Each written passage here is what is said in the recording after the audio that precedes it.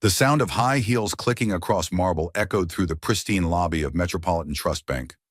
Sarah Mitchell adjusted her purse strap over her shoulder, her other hand resting protectively on her 6-month pregnant belly. The platinum banking section gleamed ahead of her, all polished brass and mahogany, screaming old money and exclusivity. "Excuse me, miss, but the platinum banking section is for premium customers only," the security guard said, his voice carrying the practiced politeness of someone who delivered this line daily. Sarah paused, feeling heat rise in her cheeks. "I'm here to see the manager about my husband's business accounts. Richard Mitchell from TechFlow Dynamics." The guard's expression shifted immediately. "Oh, Mr. Mitchell. Of course. Right this way, ma'am." As they walked toward the executive offices, Sarah's mind raced. 3 weeks ago, she discovered something that shattered her world. Richard, her CEO husband of 8 years, had been hiding money. Lots of money. While he'd been telling her they couldn't afford proper furniture for the baby's nursery, he'd been maintaining multiple business accounts she knew nothing about. The discovery happened by accident. She'd needed his laptop password to order groceries online when her phone died, and she'd stumbled across bank statements in his email, statements showing deposits and transfers that made her head spin. Her husband, who claimed they were living paycheck to paycheck on his 6-figure salary, had been lying to her for years. "Mrs. Mitchell." The security guard had stopped walking. "The manager's office is just through those doors. But are you sure you wouldn't prefer to wait for your husband?" Before Sarah could answer, the main entrance doors burst open with enough force to make several customers turn and stare. Richard Mitchell strode across the marble floor, his expensive suit perfectly tailored, his jaw set in the expression Sarah had learned to fear. "Sarah," his voice carried across the lobby, sharp and commanding. "What the hell are you doing here?" Every eye in the bank turned toward them. Sarah felt her face burn with embarrassment and something else, anger. "I'm trying to understand why you told me we couldn't afford the baby's nursery furniture when you have 3 separate business accounts I've never heard of." Richard reached her in 3 quick strides, his presence immediately overwhelming. At 6'2", he towered over most people, and he used that height like a weapon. "You have no right to go through my private business affairs." "Your private business affairs." Sarah's voice rose despite her efforts to keep it low. "We're married, Richard. We're supposed to be partners." "Lower your voice," Richard hissed, glancing around at the growing audience. "You're embarrassing yourself." "I'm embarrassing myself." The words came out louder than she intended. "You've been lying to me for years about our finances, and I'm the one who's embarrassing. Don't tell me what to do." Richard's voice cracked like a whip through the marble lobby. "Richard, please. We're in public. Can we just—" "I said don't tell me what to do." It happened so fast that Sarah barely registered the movement. Richard's hand connected with her shoulder, pushing her backward with more force than necessary. Her pregnant body, already off balance, stumbled. She grabbed for the nearest pillar to steady herself, her heart racing not just from the near fall, but from the shock of what had just happened. Her husband had pushed her, in public, while she was pregnant. "Is there a problem here?" The voice that cut through the tension was deep, authoritative, and carried the kind of quiet power that made everyone in the lobby fall silent. Sarah looked up to see a man emerging from the executive offices, tall, silver-haired, impeccably dressed in a charcoal suit that probably cost more than most people's cars. James Wellington had been the manager of Metropolitan Trust Bank's Platinum Division for 15 years, and in all that time, he'd never seen anything quite like this. As his eyes met Sarah's, something flickered in his expression. Recognition, perhaps, or confusion. She looked familiar in a way that made his chest tighten with an emotion he couldn't quite name. "There's no problem," Richard said quickly, his voice instantly shifting to the smooth, professional tone he used with clients. "Just a small domestic misunderstanding." "A misunderstanding?" Sarah stared at her husband in disbelief. "You pushed me?" "I barely touched you," Richard shot back. "You're being dramatic, as usual." James Wellington stepped closer, his keen eyes taking in the scene, the pregnant woman still gripping the marble pillar, the red-faced man in the expensive suit, the crowd of onlookers pretending not to stare. In his 15 years of banking, he'd developed an instinct for reading people, and everything about this situation set off alarm bells. Perhaps we should continue this conversation in my office, James suggested, his tone making it clear this wasn't really a suggestion. All of us. Richard's confidence faltered slightly. He clearly hadn't expected the bank manager to get involved. That's not necessary. We were just leaving. Actually, Sarah said, finding her voice again, I came here for a reason. I'd like to speak with you about my husband's accounts. Sarah, Richard warned, his voice low and dangerous. No, Richard, I'm done pretending everything is fine when it's not. James watched this exchange with growing interest and concern. The pregnant woman, Sarah, he'd heard Richard call her, showed a strength that impressed him despite her obvious distress. And there was something about her, something he couldn't shake. Mrs. Mitchell, James said carefully, why don't we step into my office? I'm sure we can sort this out properly. As they walked toward the executive offices, James found himself studying Sarah's profile. The shape of her nose, the line of her jaw, the way she carried herself despite being visibly pregnant and clearly upset, it all triggered a memory he couldn't quite grasp. 3 hours later, Sarah sat in her car outside the bank, hands shaking as she replayed the manager's words. James Wellington had been professional, courteous, and surprisingly sympathetic. He'd explained that while he couldn't discuss specific account details without proper authorization, he could confirm that Richard maintained several business accounts with significant balances. But that wasn't what had her hands shaking. It was the way James had looked at her when she'd mentioned her maiden name during the paperwork, the way his face had gone pale when he'd asked, almost hesitantly, was your mother Elizabeth Wellington? By any chance? How could he possibly know her mother's name? Sarah thought about the question that had been forming in her mind for weeks, ever since she'd discovered Richard's financial deception. How do you handle the moment when you realize the person you married isn't who you thought they were? When you discover that the life you've been living is built on lies? As she started her car, Sarah made a decision. She was going to find out who James Wellington was and why her mother's name had made him look like he'd seen a ghost. Because something told her that this day, this terrible, confusing, life-changing day, was just the beginning. The rain that had been threatening all afternoon finally began to fall as Sarah drove home, each drop hitting her windshield like the tears she was fighting back. Her phone buzzed through the car's Bluetooth system, and Emma's name appeared on the dashboard display. Hey, Em, Sarah answered, trying to keep her voice steady. Sarah, honey, you sound upset. What happened? Emma Mitchell had always been able to read her older sister's moods, even through phone calls. Richard pushed me today, at the bank, in front of everyone. The silence on the other end of the line stretched for several seconds. When Emma spoke again, her voice was sharp with anger. He what, Sarah? That's assault, especially when you're pregnant. Tell me you called the police. I didn't call the police. Sarah turned into her driveway, noting that Richard's car wasn't there yet. But something else happened. Something strange. What do you mean, strange? Sarah killed the engine and sat in the growing darkness of her garage. The bank manager, James Wellington. When I mentioned Mom's maiden name during the paperwork, he looked like he'd seen a ghost. I think he knew Mom. That's impossible, Emma said immediately. You know what Dad always told us. After Mom died, her family wanted nothing to do with us. They blamed him for taking her away from their money and their fancy lifestyle. Sarah had heard this story countless times growing up. Their father, David Mitchell, had been a middle-class insurance salesman who'd fallen in love with Elizabeth Wellington at a charity gala in Boston. According to him, Elizabeth's wealthy family had disowned her when she married beneath her station, and they'd refused to acknowledge her daughters after her death from cancer when Sarah was 12 and Emma was 9. But what if Dad was wrong? Sarah asked. What if there's more to the story? Meanwhile, 15 miles away in his corner office at Metropolitan Trust Bank, James Wellington was making a phone call that would change everything.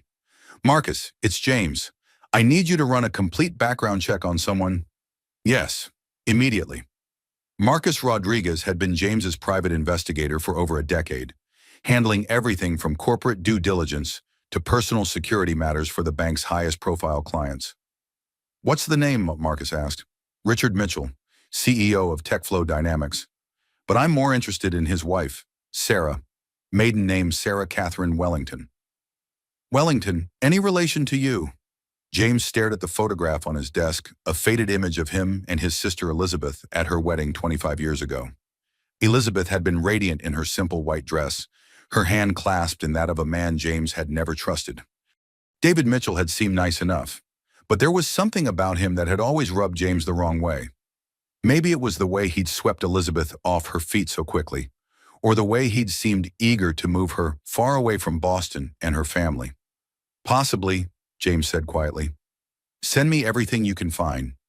Family history, financial records, medical records if you can get them legally. I need to know if this woman is who I think she is. After hanging up, James opened his desk drawer and pulled out a small wooden box he hadn't opened in years. Inside, wrapped in tissue paper, was a piece of jewelry, a delicate gold locket with the Wellington family crest engraved on the front. He'd bought it for Elizabeth's daughter, whoever she might be, years ago. A gift for a niece he'd thought he'd never meet. Back in her kitchen, Sarah was having a similar conversation with Emma, who had driven over as soon as she'd heard about the incident at the bank. You never talk about Mom's family, Emma said, setting down 2 cups of tea. Maybe it's time you did some digging. You know why I don't talk about them, Sarah replied. After Mom died when we were kids, Dad said her family wanted nothing to do with us. He said they blamed him for taking her away from their money.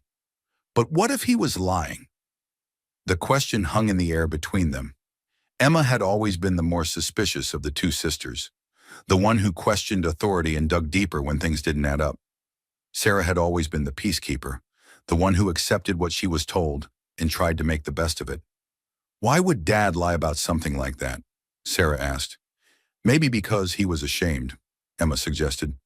Think about it, Sarah. Mom came from money, right? Real money. What if her family tried to help after she died, and Dad was too proud to accept it? What if he told them to stay away because he couldn't handle being seen as a charity case? Sarah considered this. Their father had always been prideful, sometimes to a fault. He'd worked 2 jobs to keep them in a decent neighborhood after their mother died, refusing help from anyone. She'd always admired his independence, but maybe there had been a darker side to it. There's only one way to find out, Emma said. You need to go back to that bank and talk to James Wellington. If he knew Mom, he might have answers. That evening, as Sarah prepared for what she thought would be a quiet night alone, her phone rang with a number she didn't recognize. Mrs. Mitchell, this is James Wellington from Metropolitan Trust Bank. I believe we need to talk. Sarah's heart began to race. About my husband's accounts, I'm not sure what more there is to discuss. Not about your husband's accounts, James said carefully. About yours. Mine, I don't have any accounts at your bank. Mrs. Mitchell, would you be available to meet tomorrow morning? There are some family matters we need to discuss. Matters concerning your mother. Sarah gripped the phone tighter. My mother's been dead for over 20 years. What could you possibly know about family matters? Your mother was Elizabeth Wellington, wasn't she? The question hit Sarah like a physical blow. How did you know that? Who are you? I'm someone who's been looking for you for a very long time, James said gently. Please, Mrs. Mitchell, give me 1 hour tomorrow morning. I promise you'll want to hear what I have to say. After hanging up, Sarah sat in her empty house. Richard still not home from wherever he'd gone after the bank incident. For the first time in years, she allowed herself to really think about her mother. Elizabeth Wellington Mitchell had been beautiful, kind, and impossibly smart. She'd spoken 3 languages, played piano like a concert performer, and had a way of making everyone around her feel special. But she'd also been secretive about her past. Sarah remembered asking about grandparents, aunts, uncles, cousins, and always getting vague answers. My family's complicated, sweetheart, Elizabeth would say. Sometimes it's better to focus on the family we choose rather than the family we're born into. Now, sitting in the darkness of her kitchen, Sarah wondered if her mother had been protecting her daughters from something or someone. As if on cue, Richard's car pulled into the driveway. Sarah heard his footsteps on the front porch, heard his key in the lock, and braced herself for the confrontation she knew was coming. We need to talk, Richard said as soon as he walked through the door. Yes, Sarah agreed. We do. Richard's voice echoed through the house as he made his way to the kitchen where Sarah waited. She could tell by his footsteps, heavy, deliberate, angry that the conversation they were about to have would not go well. "You embarrassed me today," Richard said without preamble, loosening his tie as he entered the kitchen. "Do you have any idea what you've done to my reputation?" "Your reputation?" Sarah kept her voice level. "You pushed your pregnant wife in a public place, and you're worried about your reputation. I barely touched you. You're being dramatic, as usual." Richard opened the refrigerator and pulled out a beer, popping it open with more force than necessary. "But that's not what this is about. This is about you going behind my back, trying to access my business accounts." "Our accounts? Richard, we're married." "No, Sarah. They're my accounts for my business. You have no legal right to them, and you certainly have no right to embarrass me in front of my banker." Sarah watched her husband drink his beer, noting the way his jaw clenched when he was angry, the way his eyes never quite met hers when he was lying. 8 years of marriage had taught her to read these signs, but she'd spent most of those years making excuses for them. "Richard, I found the bank statements on your laptop. I know about the accounts. I know we're not struggling financially like you've been telling me." Richard set down his beer with enough force to make Sarah flinch. "You went through my private computer. I was trying to order groceries when my phone died. I needed the password for the grocery app, and I saw your email was open. The bank statements were right there. So you decided to snoop." "I decided to try to understand why my husband has been lying to me about our financial situation while I've been clipping coupons and shopping at thrift stores for baby clothes." And the silence stretched between them, heavy with 8 years of accumulated resentment and deception. Sarah had always known that Richard was controlling about money, but she'd attributed it to his business background.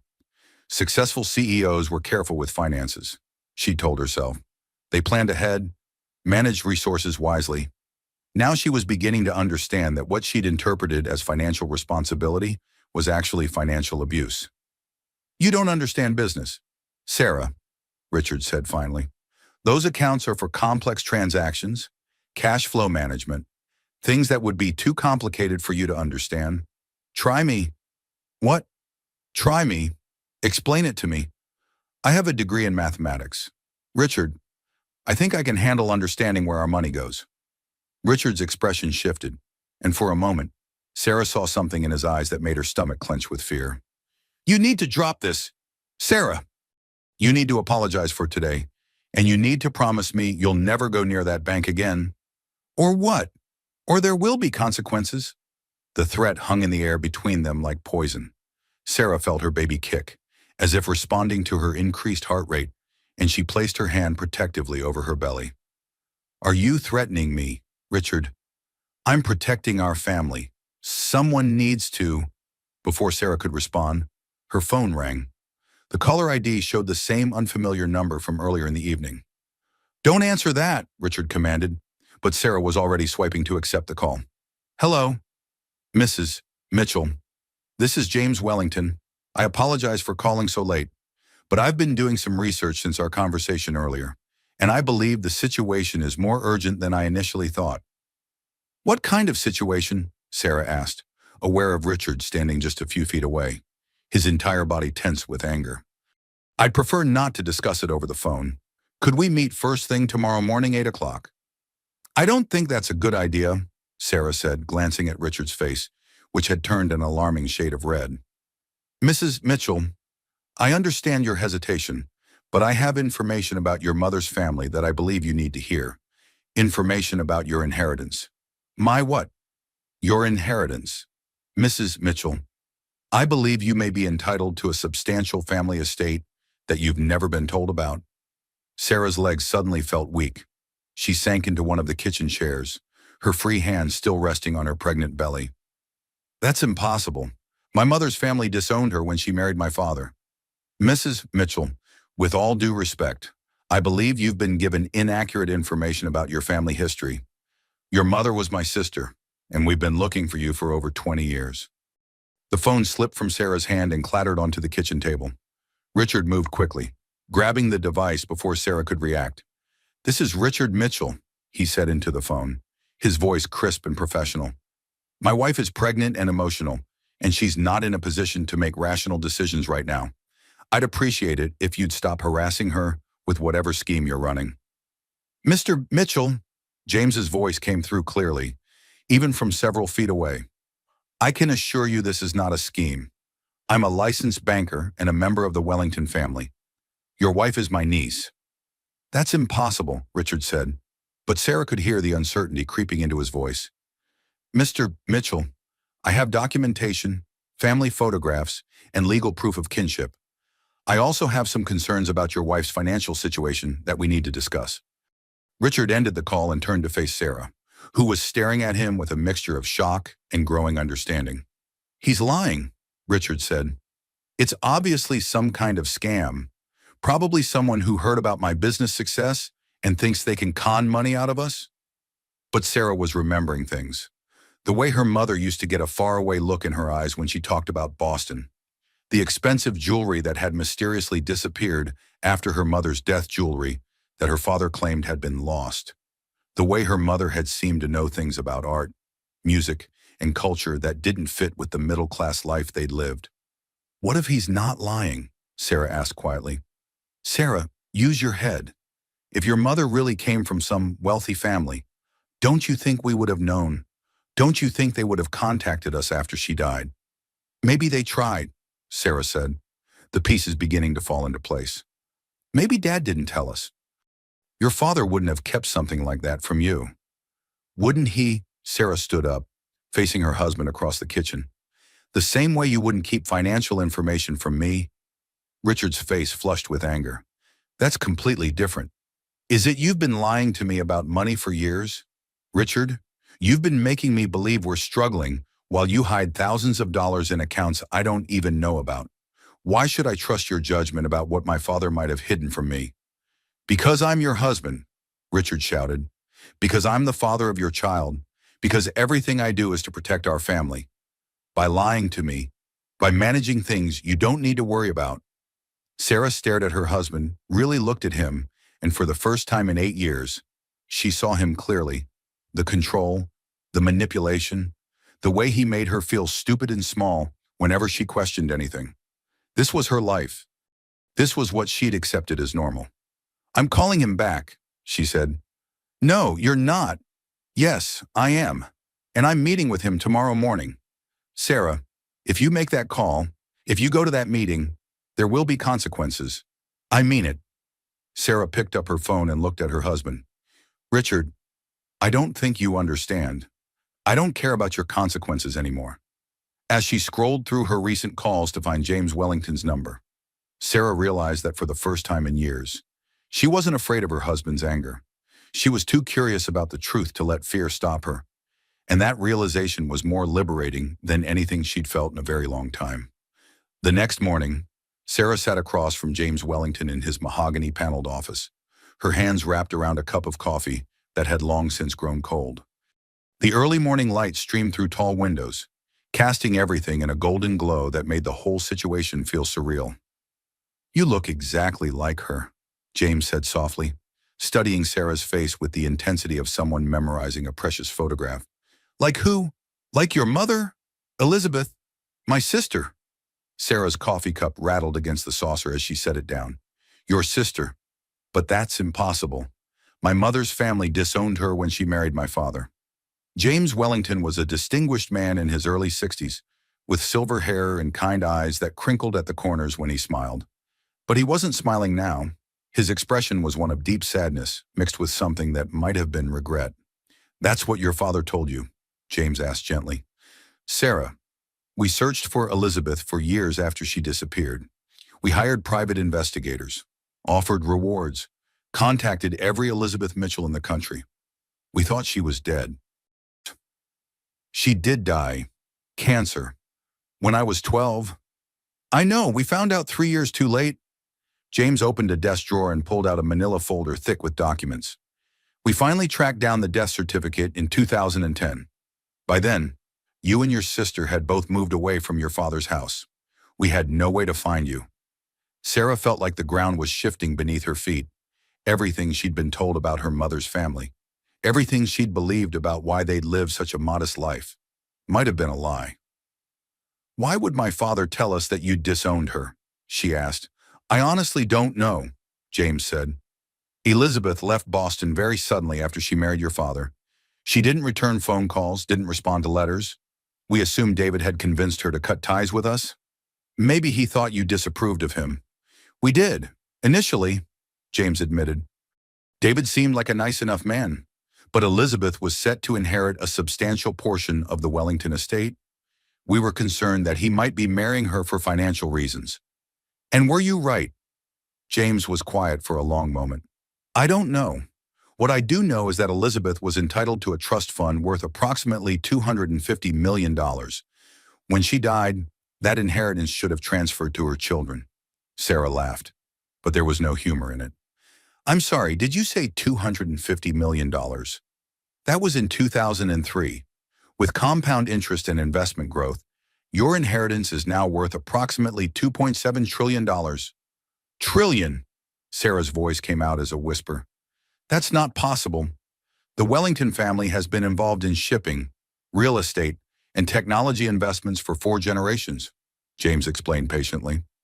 We were early investors in several companies that became very successful: Microsoft, Apple, Google, Amazon.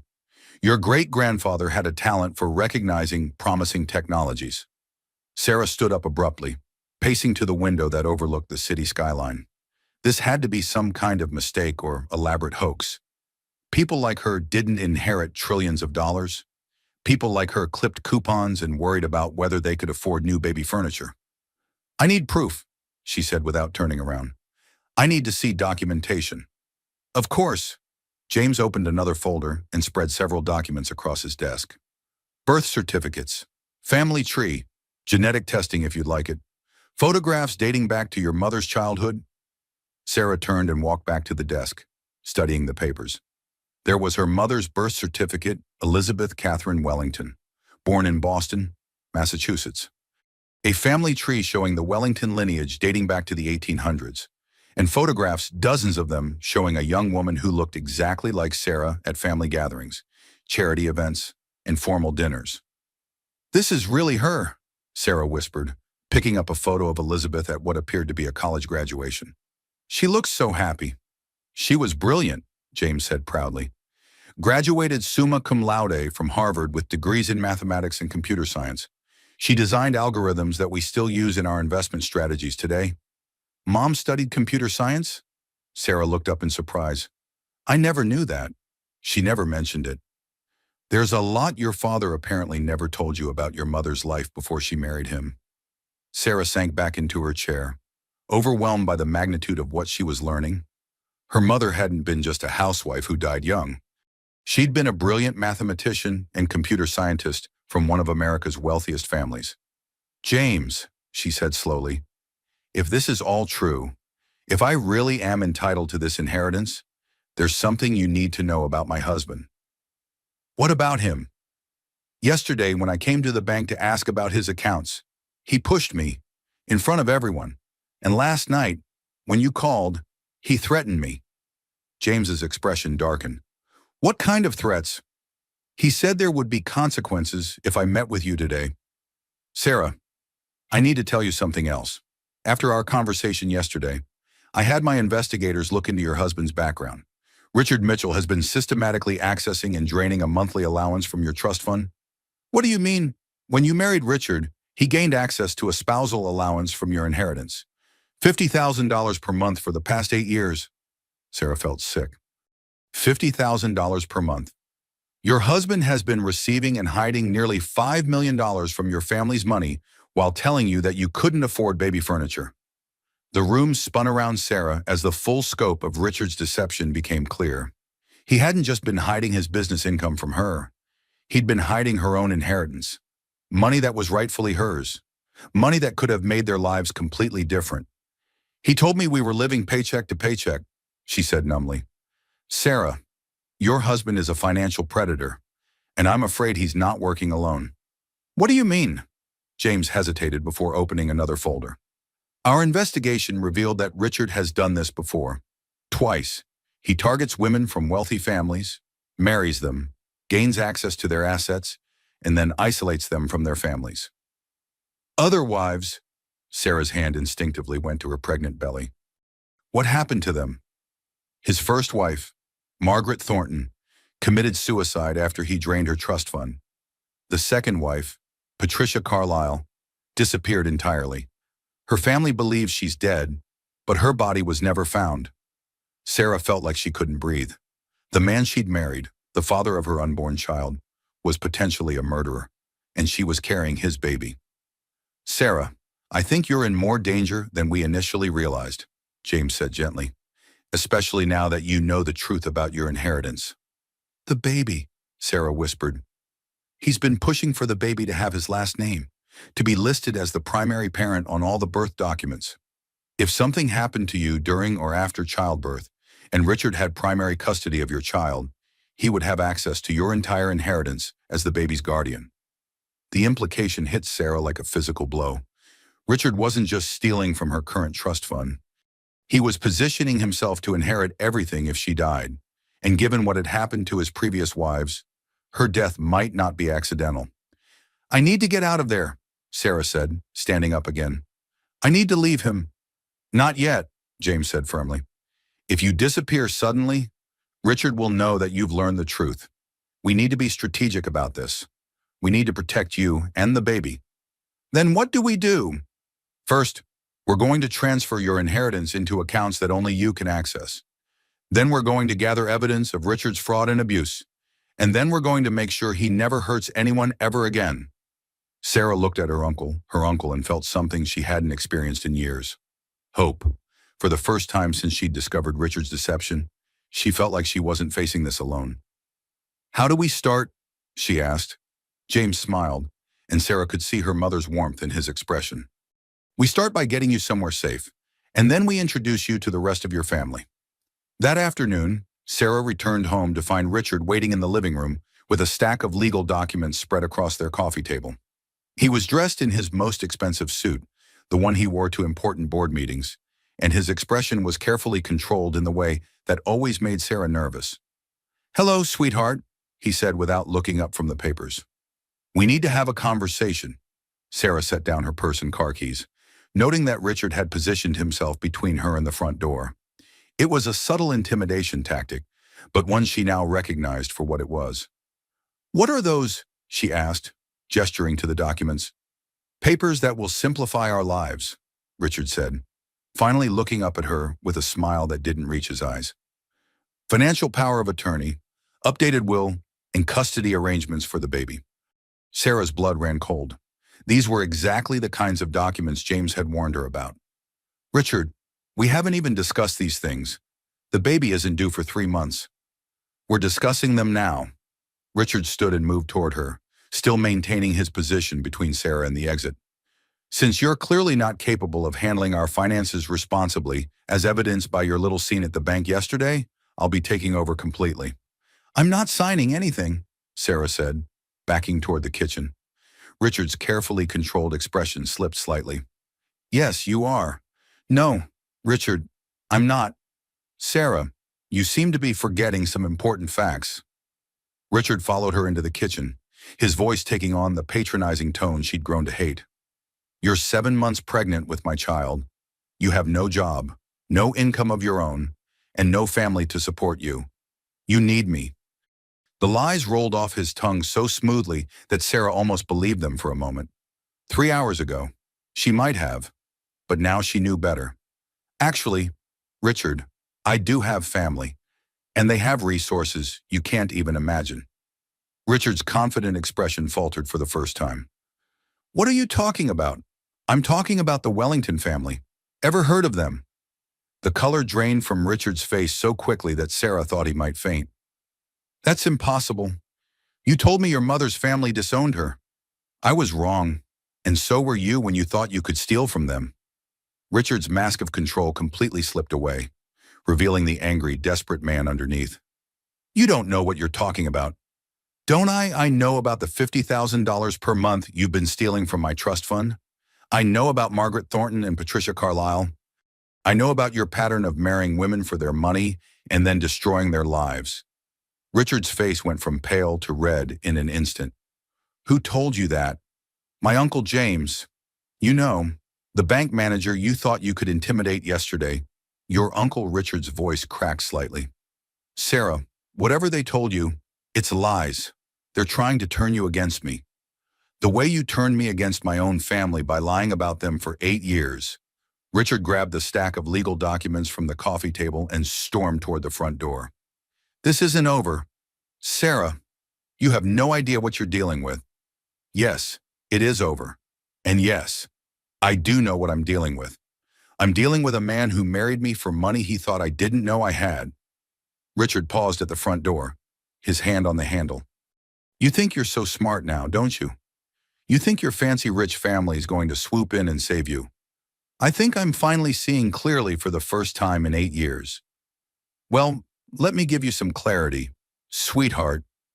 Richard's voice dropped to a whisper that made Sarah's skin crawl. You're carrying my child. That gives me certain rights. Legal rights. And if you think you can just walk away from me because you've discovered some family money, you're going to be very disappointed. Get out, Richard. This is my house too. Get out before I call the police. Richard stared at her for a long moment, and Sarah saw something in his eyes that terrified her. It was the look of a man who was cornered and desperate. A man who had nothing left to lose. You'll regret this, Sarah. I promise you that. After Richard left, Sarah called James immediately. He knows, she said as soon as he answered. He knows I talked to you, and he knows about the inheritance. James, I think he's dangerous. Where are you now?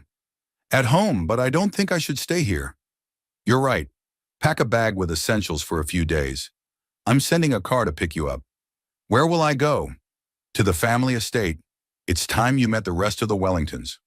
20 minutes later, as Sarah hastily packed clothes and toiletries, she heard a car pull into the driveway. But it wasn't the car James had sent. It was Richard's BMW, and he wasn't alone.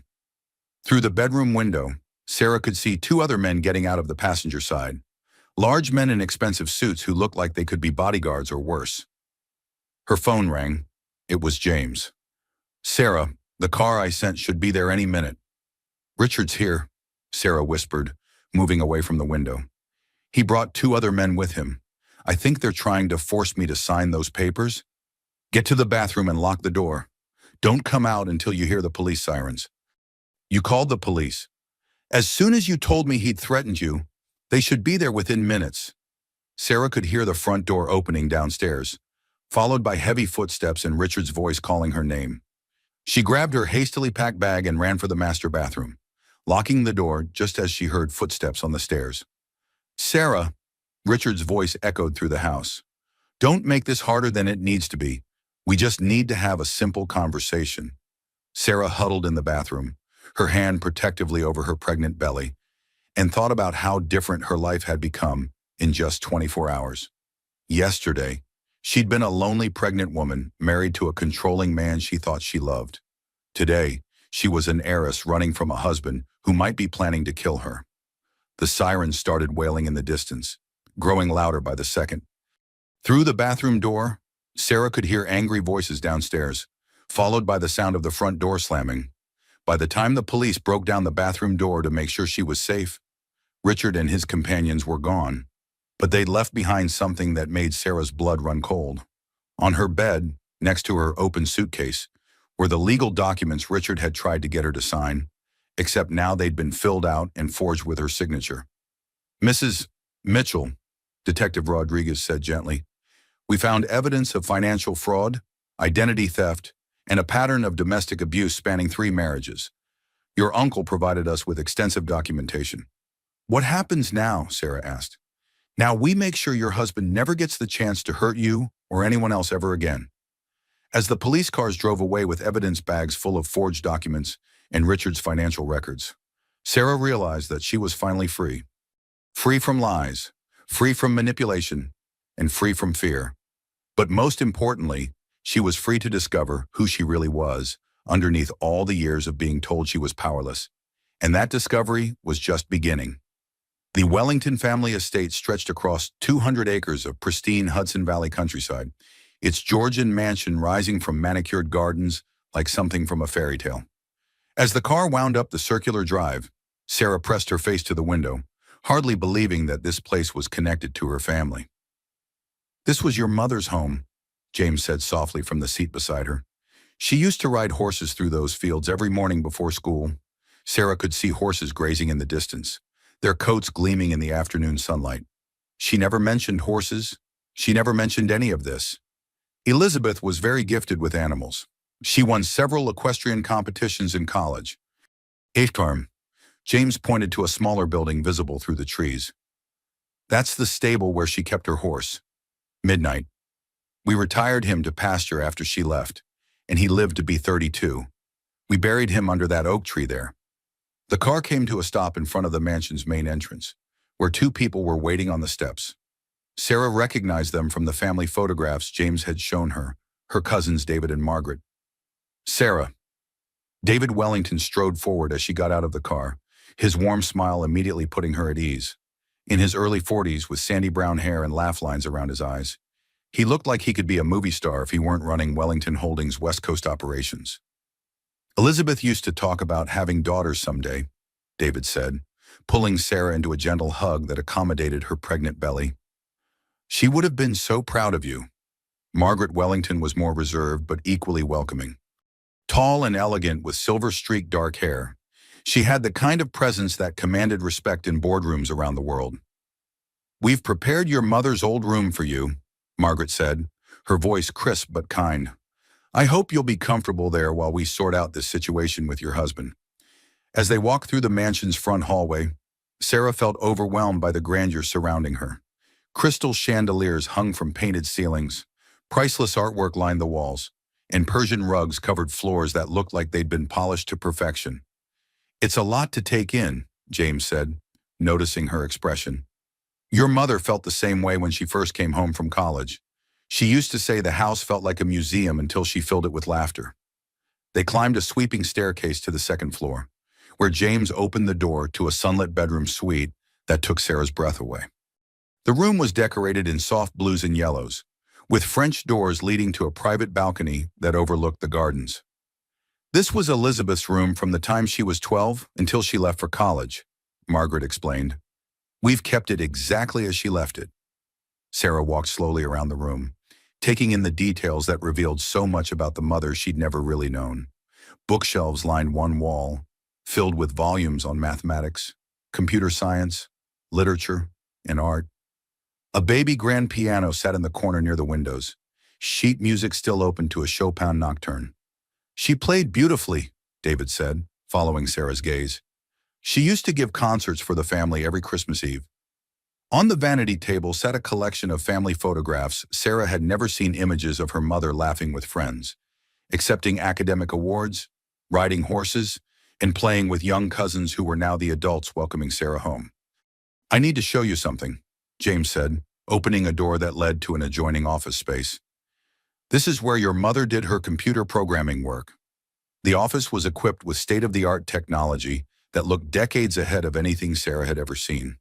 Multiple monitors, advanced processors, and equipment she couldn't even identify filled the space. "Elizabeth designed trading algorithms that are still generating income for the family foundation," Margaret explained.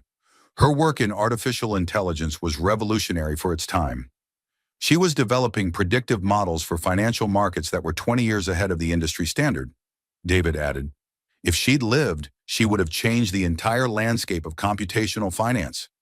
Sarah sank into the chair at her mother's desk, running her fingers over the keyboard of a computer that represented a level of sophistication she'd never imagined her mother possessing. "Why didn't she ever tell me about any of this?" Sarah asked. "Maybe she was planning to," James suggested gently. "Maybe she thought she had more time." A soft knock at the door interrupted them. Margaret's assistant appeared with a concerned expression. "I'm sorry to interrupt, but there's been a development. Richard Mitchell just tried to access Sarah's main trust account. When he was denied access, he became agitated and made threats against bank personnel." James's expression darkened. "What kind of threats?" "He told the teller that if the Wellington family thought they could steal his wife and child, they were going to regret it. He said he had resources they didn't know about and ways of getting what belonged to him." Sarah felt her baby kick anxiously, responding to her increased stress. "He's not going to give up, is he?" "No," James said grimly. "Men like Richard don't give up when they're cornered. They escalate.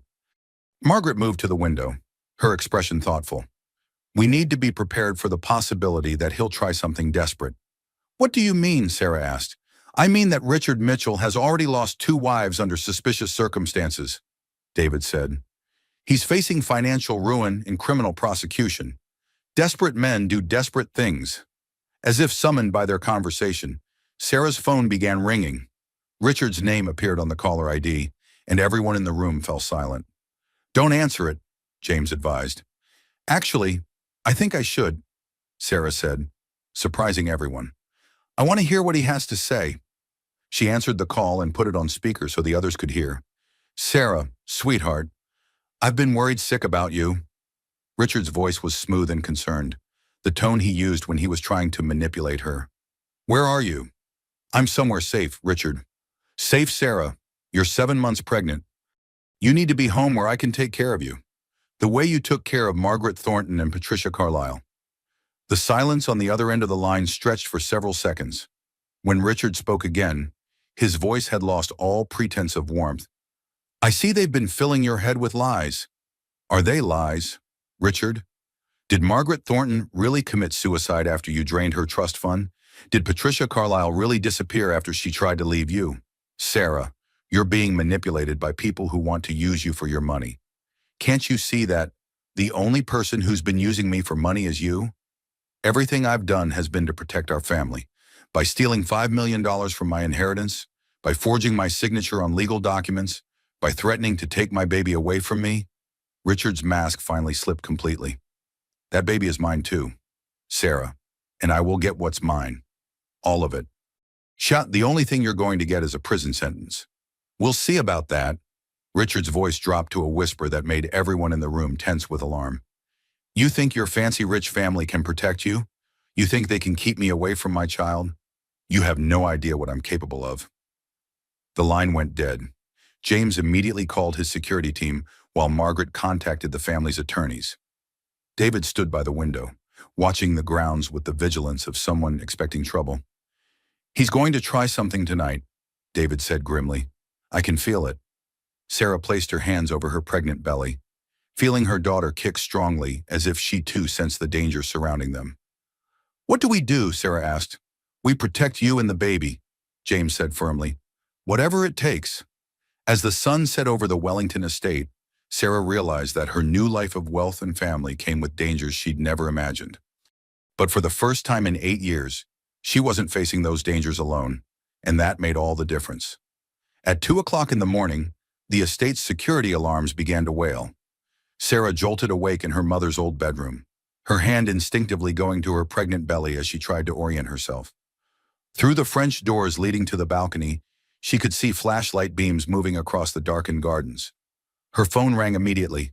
It was James. Sarah, stay in your room and away from the windows. We have multiple intruders on the property. Is it Richard? Almost certainly. Our security team is responding, but I want you to move into your mother's old safe room. Do you see the bookshelf to the left of the piano? Sarah looked across the moonlit room. Yes. Pull on the volume of Shakespeare's sonnets. Third shelf from the top, blue leather binding. Sarah found the book and pulled. To her amazement, a section of the bookshelf swung inward, revealing a hidden room behind it. This was installed during the Cold War, James explained as Sarah stepped into the concealed space. Your mother used to hide in there when she was in trouble for something. There's a phone, water, and a direct line to the police. The safe room was larger than Sarah had expected, with comfortable seating, supplies, and monitors showing feeds from security cameras around the estate. On the screens, she could see figures in dark clothing moving toward the main house. I count at least 6 men, Sarah told James through the secure phone line. Richard came prepared, but so did we. On the monitors, Sarah watched as the estate security team surrounded the intruders. What followed was a tense standoff that lasted nearly an hour, with Richard's men attempting to breach the mansion's security while the Wellington security team worked to contain them without triggering a violent confrontation.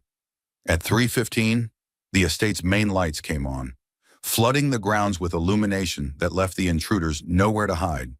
Sarah could see Richard clearly now, standing near the front entrance with what appeared to be a weapon in his hand. Richard Mitchell. James's voice echoed across the grounds through a loudspeaker. You're trespassing on private property. Leave now and we'll consider not pressing charges. I want my wife, Richard shouted back.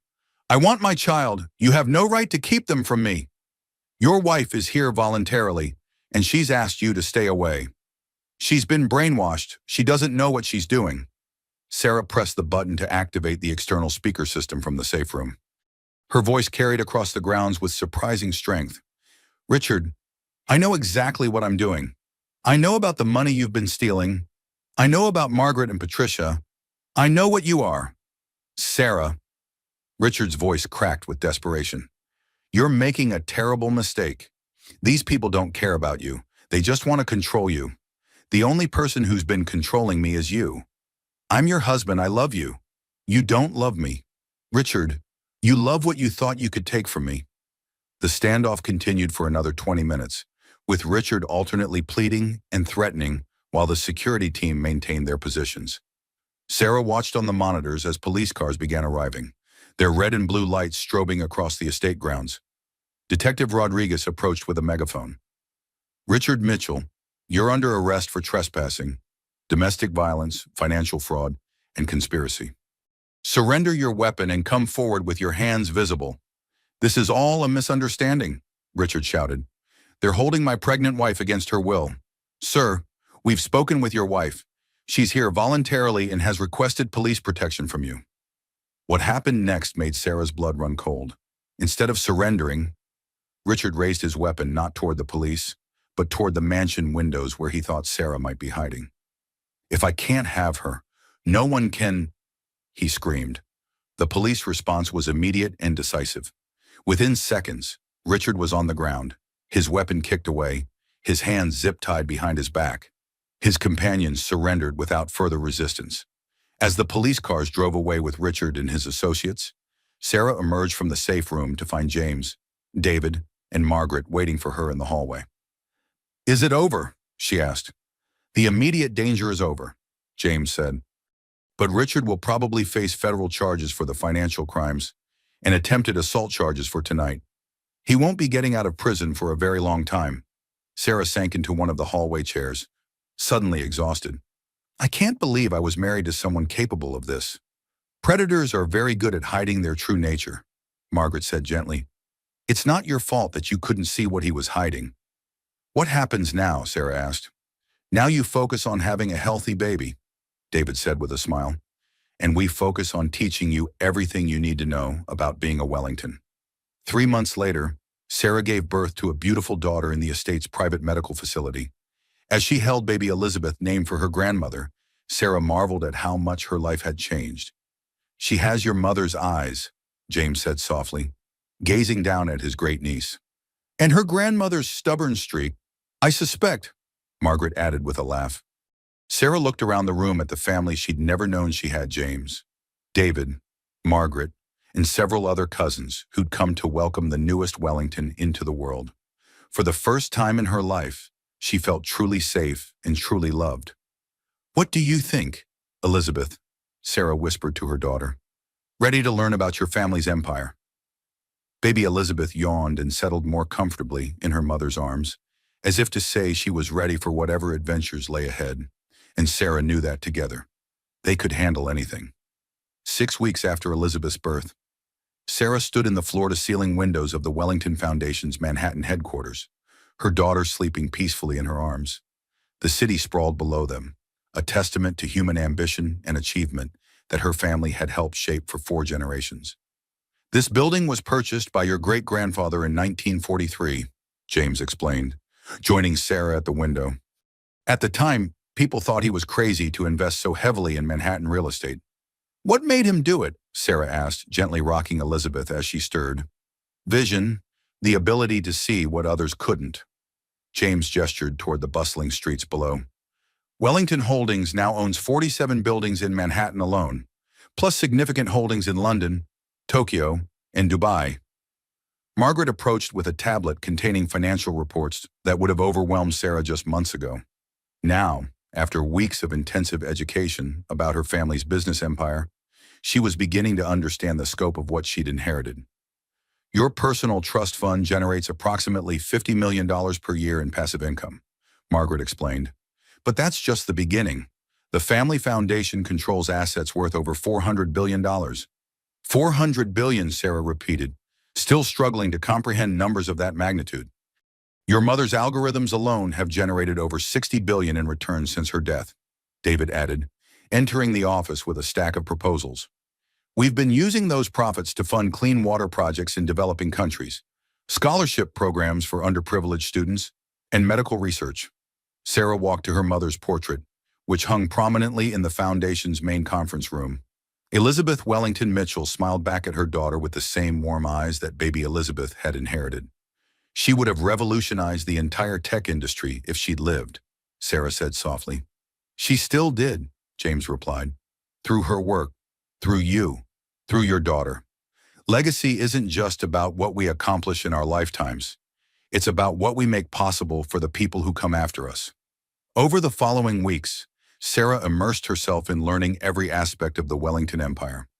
She studied financial reports, attended board meetings, and met with the foundation's program directors to understand how their wealth was being used to improve lives around the world. We're not just rich people spending money, Margaret explained during one of their afternoon education sessions. We're stewards of resources that can change the world. Every investment decision, every charitable donation, every business partnership has the potential to impact millions of lives. Sarah learned that Wellington Holdings had been early investors in renewable energy companies that were now leading the fight against climate change. They funded education programs that had graduated over 200,000 students from poverty into professional careers.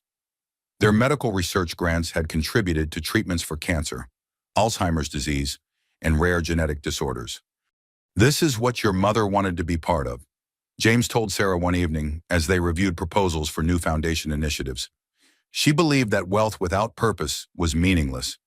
What about my daughter? Sarah asked, looking down at Elizabeth, who was playing contentedly with a teething ring.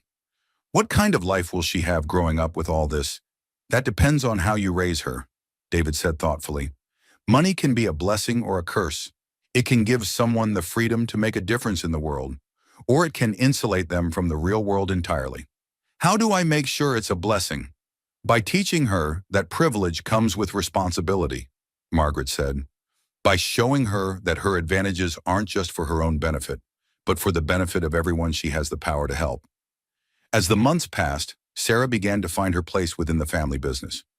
Her mathematical background, combined with what she was learning about her mother's work, made her particularly valuable in the foundation's technology investment arm.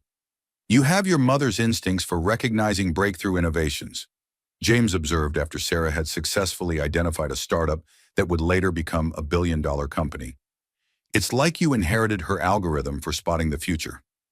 1 year after discovering her true heritage, Sarah was asked to address the foundation's annual board meeting. As she stood before the assembled directors, titans of industry, Nobel Prize winners, and social change leaders, she felt the weight of her family's legacy and her own responsibility to carry it forward. A year ago, I thought I was nobody special, Sarah began. I was a pregnant woman married to a man who saw me only as a means to an end. I had no idea that I came from a family dedicated to using their resources to lift others up. She looked around the room at faces that had become familiar over the past months, people who had welcomed her, not just as an heiress, but as a partner in their mission to improve the world. Today, I want to propose something new. The Elizabeth Wellington Initiative for Women's Financial Independence. Sarah clicked to her first presentation slide, which showed statistics about domestic financial abuse that made several board members gasp. Every year, hundreds of thousands of women find themselves trapped in abusive relationships because they lack the financial resources to leave safely. They stay with partners who hurt them, steal from them, and control them because they believe they have no other choice.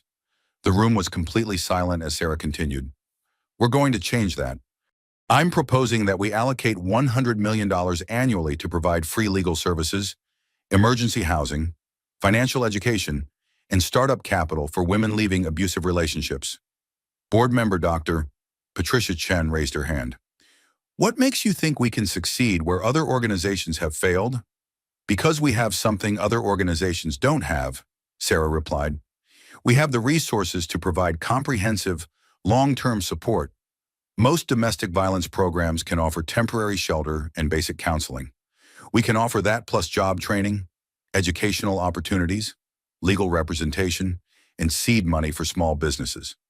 We can create a pipeline that takes women from crisis to independence to empowerment, Sarah continued, and then we can teach them to help other women do the same thing.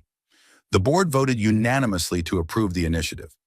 6 months later, the Elizabeth Wellington Initiative had helped over 3,000 women escape abusive relationships and begin new lives. The program provided everything from immediate emergency services to long-term career development, with a success rate that exceeded even Sarah's optimistic projections. Your mother would be so proud, James told Sarah as they reviewed the program's first annual report. She always believed that the greatest privilege of wealth was the ability to open doors for others. Sarah looked down at baby Elizabeth, now a year old and already showing signs of her grandmother's intelligence and determination. As she watched her daughter play with blocks, building structures, and then knocking them down only to build them again, Sarah saw endless possibilities for the future. You know what I think, Elizabeth? Sarah said to her daughter, I think your great-grandmother would have been amazing at this job, and I think you're going to be even better at it someday. Elizabeth looked up at her mother and clapped her hands, as if to say she was ready for whatever challenges lay ahead. Outside the foundation's windows, the sun was setting over Manhattan, casting the city in golden light. In that moment, Sarah felt the presence of all the Wellington women who had come before her and all the women who would come after. They were building something together, something that would last long after any of them were gone, something that would change the world. 2 years after Richard's arrest, Sarah thought the worst was behind her. The Elizabeth Wellington Initiative was thriving. Her daughter was healthy and happy, and she'd found her place within the family foundation, but legal battles with narcissistic abusers rarely end cleanly, and Richard Mitchell was nothing if not persistent. Sarah, we need to talk. James's voice was grim as he entered her office at the foundation's Manhattan headquarters. Richard's lawyers have filed an appeal. Sarah looked up from the financial reports she'd been reviewing, her heart immediately beginning to race. What kind of appeal? They're claiming his conviction was based on falsified evidence. They're requesting a new trial and asking for emergency custody pending the outcome. Emergency custody! Sarah's voice rose sharply enough that 2-year-old Elizabeth looked up from her coloring book with concern. He's in prison? Not anymore. James's expression was darker than Sarah had ever seen it. He was released on bail pending the appeal. The judge ruled that he wasn't a flight risk because of his business ties to the community. Sarah felt the familiar ice-cold fear that she'd thought she'd left behind. When? 3 days ago. 3 days. Why didn't anyone tell me? We've been working around the clock to strengthen our legal position before informing you. Sarah, there's more. Richard's lawyers are claiming that your testimony was coerced and that the Wellington family unduly influenced the original investigation. Margaret entered the office with their lead attorney, Jonathan Blake, who had been representing the family for over 2 decades. His expression was serious but confident. Mrs. Mitchell, Jonathan said, I want you to know that Richard's legal team is grasping at straws. The evidence against him is overwhelming, and these new claims are desperate attempts to create reasonable doubt. But what if it works? Sarah asked. What if they convince a jury that I was manipulated into testifying against him? That's not going to happen, Margaret said firmly. We have documentation going back years, financial records that can't be falsified, and testimony from his previous victims' families. What about Elizabeth? Can he really get custody? Jonathan shook his head.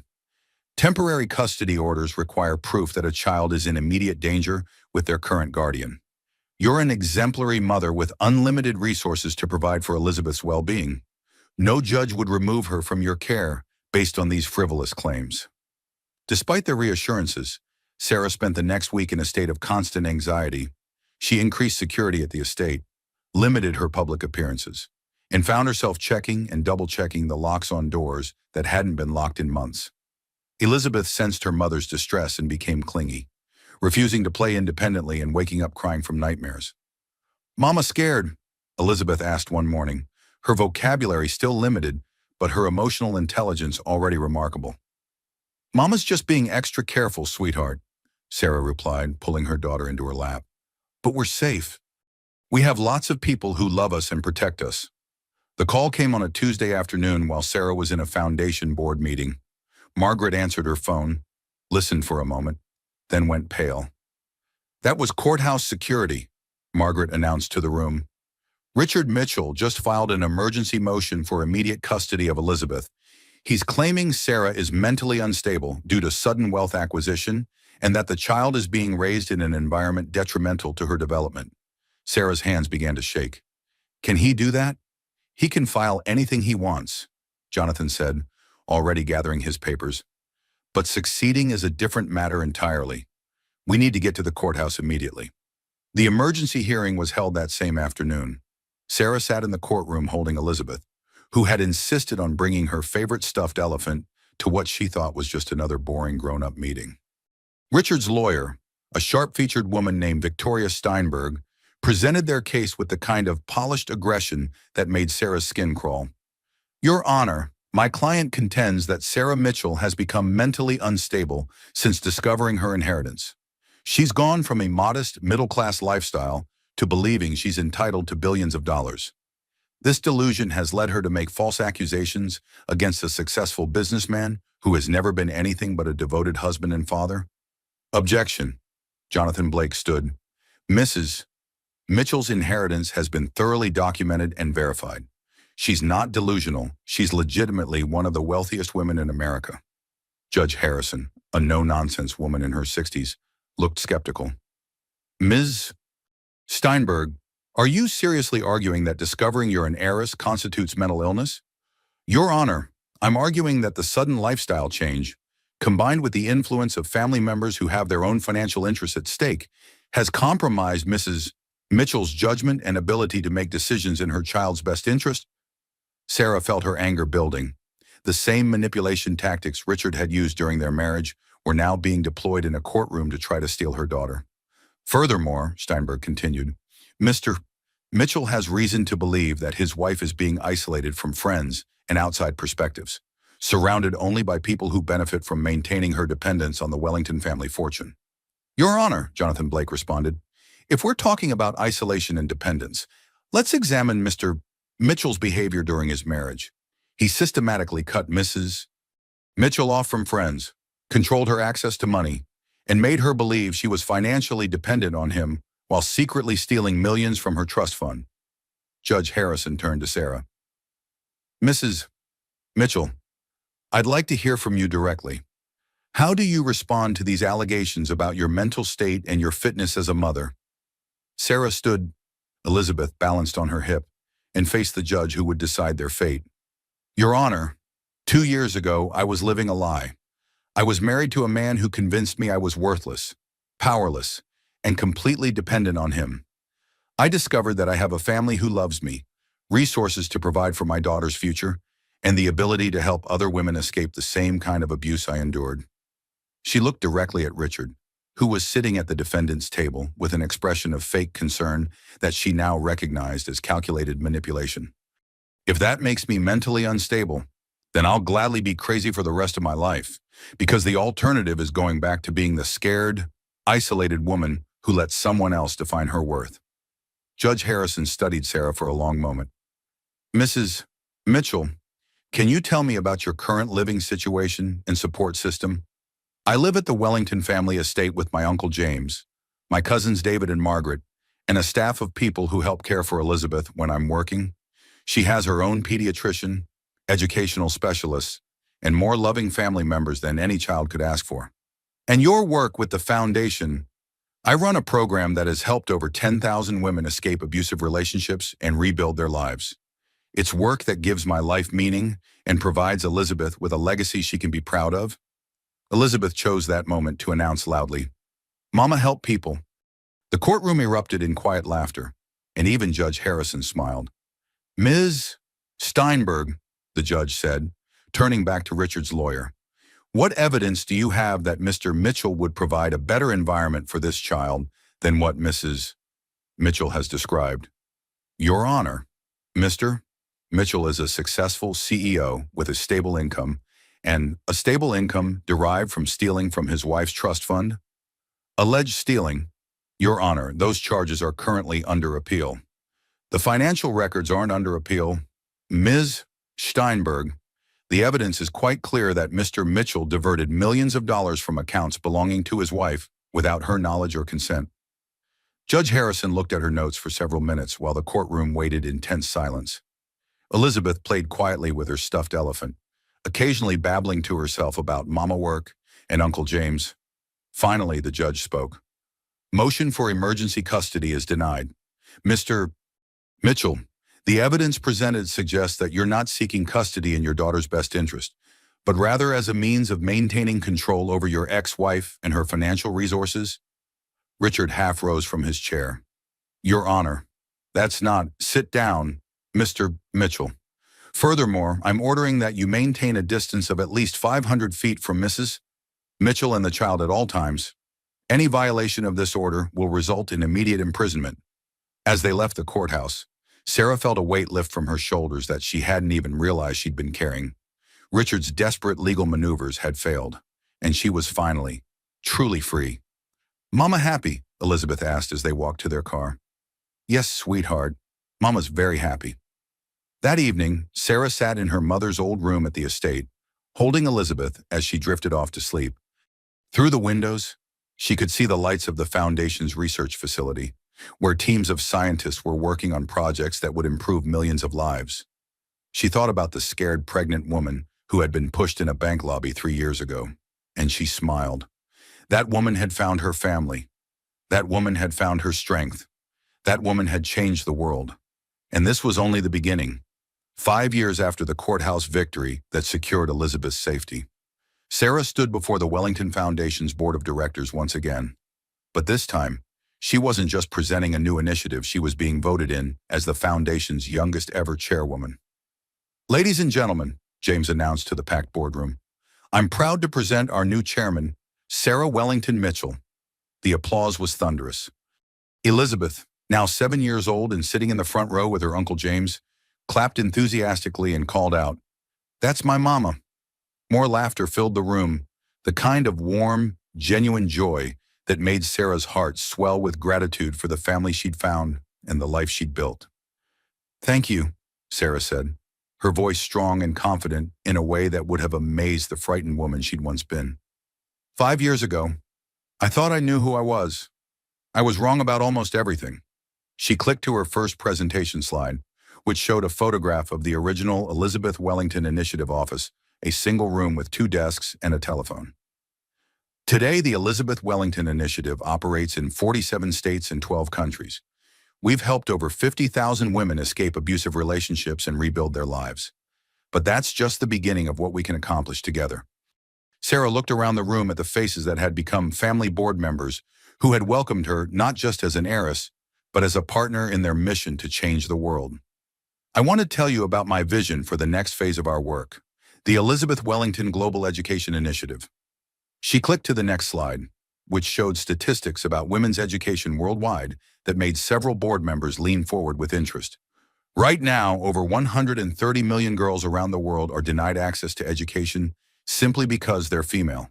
They're kept out of school by poverty, by cultural barriers, by families who don't see the value in educating daughters. Elizabeth Wellington, sitting in the front row, raised her small hand.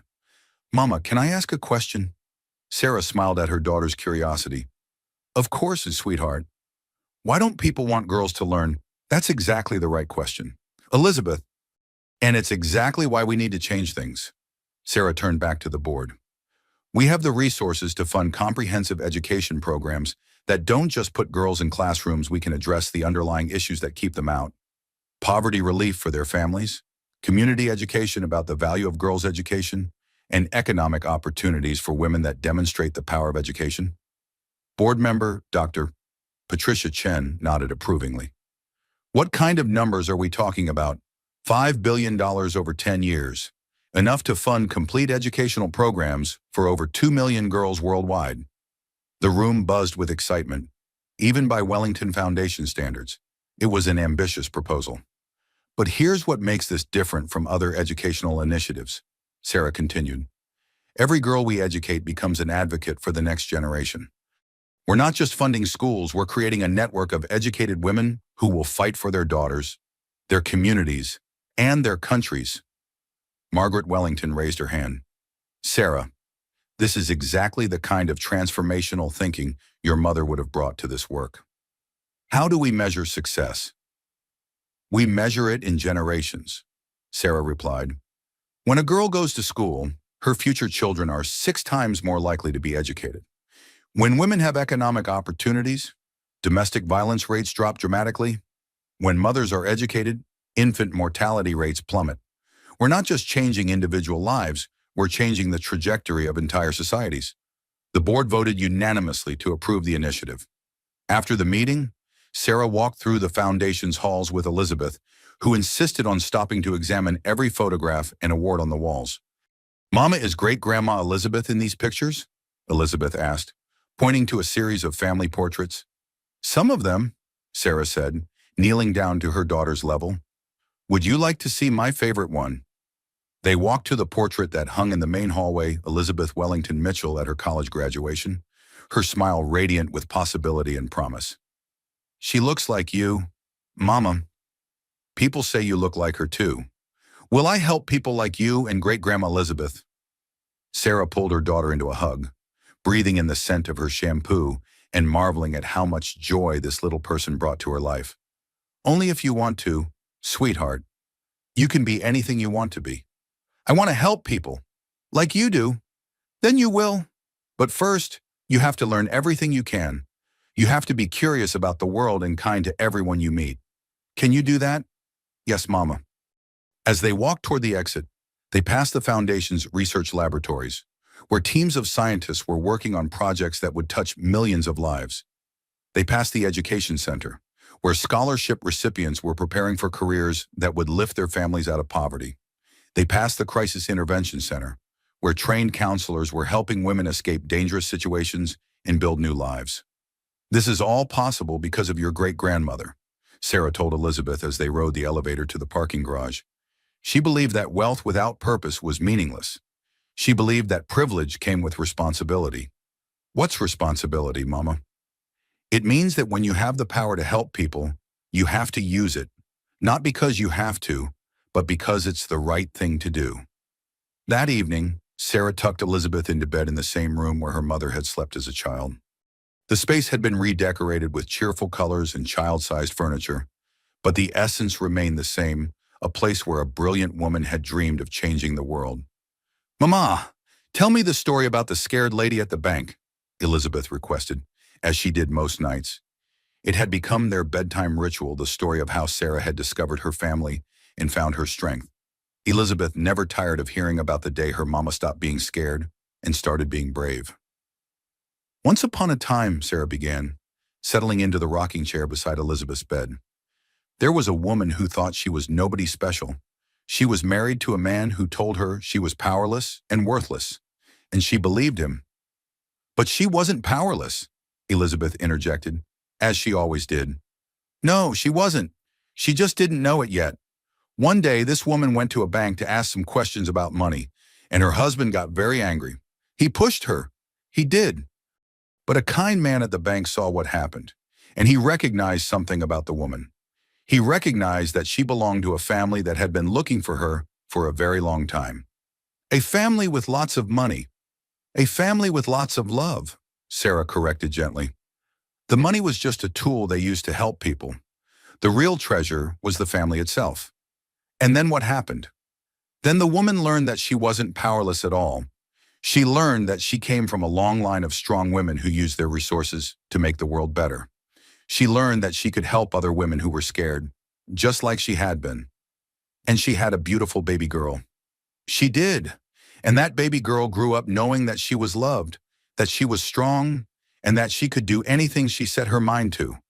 Elizabeth yawned and snuggled deeper into her blankets. Mama, when I grow up, I want to help scared ladies too. I think you will, sweetheart. I think you'll help lots of people.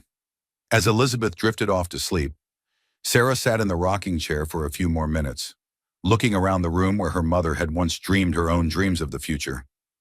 On the nightstand sat a photograph of 4 generations of Wellington women: her great-grandmother, her grandmother, her mother, herself, and Elizabeth. Strong women who had built something lasting.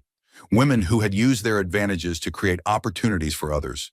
Women who understood that true wealth wasn't measured in dollars, but in the lives you touched and the changes you made possible. Outside the window, the estate grounds stretched into darkness, but Sarah could see the lights of the foundation's buildings in the distance. Tomorrow, those buildings would be full of people working to solve problems, fund solutions, and create opportunities. Teachers would be training for classrooms in rural villages.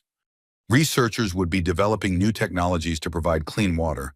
Counselors would be preparing to help women escape dangerous situations. All of it funded by a family that understood the weight of privilege and the joy of purpose. Sarah thought about Richard, who was now serving a 15-year sentence for financial fraud and domestic violence. She rarely thought about him anymore, except to feel grateful that his narcissistic abuse had ultimately led her to discover her true family and her real purpose. She thought about the scared pregnant woman who had been pushed in a bank lobby 7 years ago, and she smiled. That woman had found her family. That woman had found her strength. That woman had changed the world. Standing up from the rocking chair, Sarah kissed her sleeping daughter's forehead and whispered, "Sweet dreams, Elizabeth. Tomorrow we'll keep changing the world." As she turned off the lights and closed the door, Sarah felt the presence of all the Wellington women who had come before her and the promise of the ones who would come after. They were building something together, something that would last long after any of them were gone. Something that would change the world, one life at a time, for generations to come. Outside, the stars shone down on the Wellington estate, bearing witness to a legacy of love, strength, and service that would continue as long as there were people who needed help and women brave enough to provide it. The Elizabeth Wellington Initiative had grown from one scared woman's determination to help others into a global force for change. And this was only the beginning. In boardrooms and classrooms around the world, women were discovering their own strength, their own worth, and their own power to transform not just their own lives, but the lives of countless others. The scared woman at the bank had become the leader of a movement.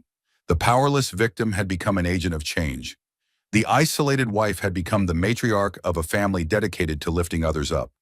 And in a small bedroom in the Hudson Valley, a 7-year-old girl slept peacefully, dreaming of the day when she would carry the torch forward and continue building the world her great-grandmother had envisioned, a world where every woman knew her worth, claimed her power, and used her strength to help others do the same. The foundation they had built together would endure. The lives they had changed would create ripple effects that would touch millions more. And the legacy of love, courage, and purpose would continue for as long as there were people willing to believe that wealth without compassion was meaningless. But wealth combined with love could truly change everything. This was the Wellington way. This was the power of women supporting women. This was what happened when someone finally understood that their greatest strength lay not in what they could gain for themselves, but in what they could give to others. And it all started with one push, one moment of cruelty that revealed a truth too powerful to hide. Sometimes the worst thing that happens to you becomes the catalyst for the best thing you'll ever do. Sarah Elizabeth Wellington.